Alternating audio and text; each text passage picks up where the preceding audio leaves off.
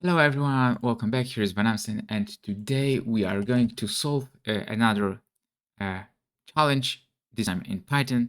It's really interesting, and we need to sort vowels in the string. Here is the problem.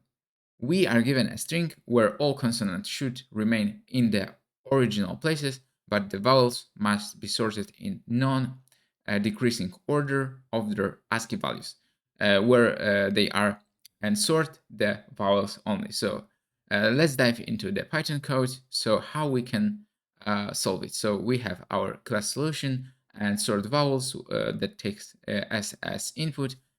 And all right, first we need to define our vowels, and we will take both upper and lower cases here because both could be.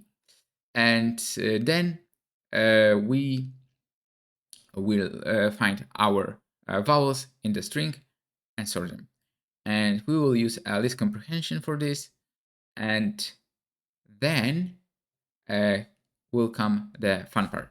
So we are going to construct a new string, and if a character is in the original string is vowel, we replace it with the next vowel from our sorted list. So if it's a consonant, we just leave it as it is. So quite simple solution, but working. So let's implement vowels.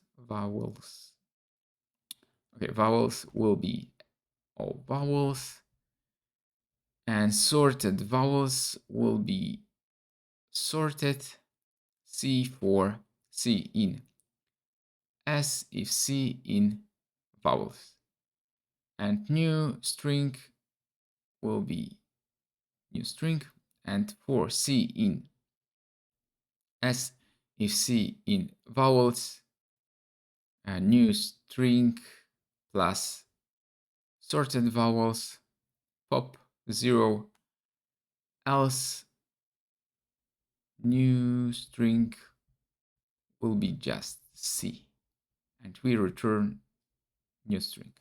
Okay, so let's run it and check if it's working. So yeah, it's working for this test case, and we got example with sorted vowels. So let's submit it for unseen test cases as well. So interesting how it goes. Okay, so yeah, we beat 20% with respect to runtime, but 100% with respect to memory. So it's really memory efficient, maybe not as runtime, but we have successfully completed the task. So it's most important. And there you have it, another Python problem elegantly solved. And I hope you enjoyed this walkthrough and learned something new. And remember, coding is all about breaking down problems into smaller, manageable parts and solving them step by step.